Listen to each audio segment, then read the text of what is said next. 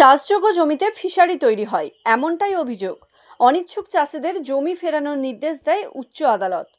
পশ্চিম মেদিনীপুরের দাসপুর 2 ব্লকের লক্ষ্মীকুণ্ডু গ্রামে ফাঁকা মাঠে চাষের জমিতে ভেড়ি তৈরি হয় মাছ চাষের জন্য। 2020 সালে শুরু হয়েছিল ভেড়ি তৈরির কাজ। ঘটনা হলো, ভেড়িটি প্রায় 100 একর জমিতে তৈরি। প্রায় 300 চাষের চাষযোগ্য জমি অন্তর্ভুক্ত ওই ভেড়ির এলাকার মধ্যে। কিছু কৃষক বিষয়টিতে আপত্তি করেন এবং আদালতের দ্বারস্থ হন। প্রশান্ত মাঝি জানান, প্রথম থেকে আপত্তি করা হলেও সুরাহা মেলেনি। এরপর আমরা মামলা করি। আদালত অনিচ্ছুক চাষিদের জায়গা ফিরিয়ে দিতে নির্দেশ দেয়। আদালতের নির্দেশের পর প্রশাসনের আধিকারিকরা আসেন। ভেড়ি কমিটির সভাপতি বাসুদেব ভুইয়া বলেন, আমরা আদালতের নির্দেশ মতো কাজ করব। 4/6/2025 আজকের তারিখে মহামান্য হাইকোর্ট আমাদেরকে একটি নির্দেশিকা পাঠিয়েছিলেন এবং সেই নির্দেশিকা বিএলআরও, বিডিও, ওসি সাহেব সবাইকে দিয়েছিলেন, যাতে করে আমরা আমাদের যে জমিটি অধিগৃহীত হয়ে গেছে এবং সেটা ফিশারি করে ফেলেছে সেটা যাতে আমরা ফিরে পাই। আজকে আলোচনায় কি হলো?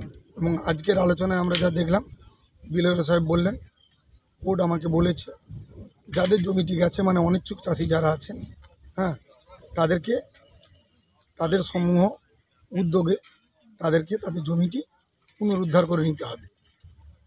কিন্তু আমরা খুব সাধারণ চাষি, আমাদের পক্ষে সম্ভব নেই জল মারা এবং আমিনি আনা, কারণ জল বডি হয়ে আছে, মানে সেই জলের বডির উপরে কোনোদিন কোনো আমিনও নামবে না। হ্যাঁ, এবং বিএলও সাহেব আরেকটি কথা বললেন, এই সমূহ খরচা অপোনেন্ট পার্টি অর্থাৎ অজিত মান্না আদার্স তারা দিতে বাধ্য থাকবে। কিন্তু প্রশ্ন হলো এখানে, এই যে এত একর জায়গা জুড়ে যে জলাভূমি তৈরি করে দিয়েছে প্রশাসনের উদ্বিগ্নতার কারণে হয়েছে, তাহলে সেটা আমাদের মতো সাধারণ চাষিরা কি করে তারা তাদের খরচায় এখন পুনরুদ্ধার করবে, এটাই আমাদের কাছে খুব ভাবাচ্ছে। এবং আমরা দীর্ঘ আজকে 5 বছরের অধিক প্রশাসনের দাঁড়ে দাঁড়িয়ে ঘুরেছি, আমরা বিচার পাইনি।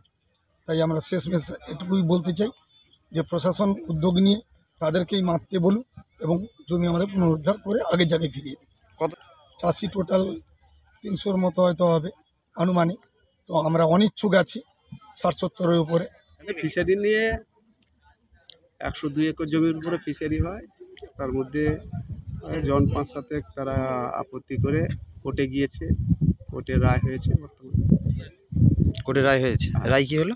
কোর্টের রায়ে যারা কোর্টে গিয়েছিলেন তাদের দিকে পূর্ণ তাদের জায়গা মাপজোক করে এবার ল্যান্ড তাদের ভরিয়ে নিতে বলেছে। আপনারা কি চাইছেন? আমরা কোর্টের রায়কেই মান্যতা দিয়ে, যেটা দিয়েছেন কোর্ট, মহামান্য আদালত রায় দিয়েছে, সেটার জন্য আমরা সহযোগিতা করার জন্য আজকে এসেছি। সেই সঙ্গে পুলিশ এবং বিএলআরও তারাও সহযোগিতা করতে এসেছিল। আমাদের কাছে কোনোদিনই ওরা আসেনি, কমিটির কাছেও আসেনি।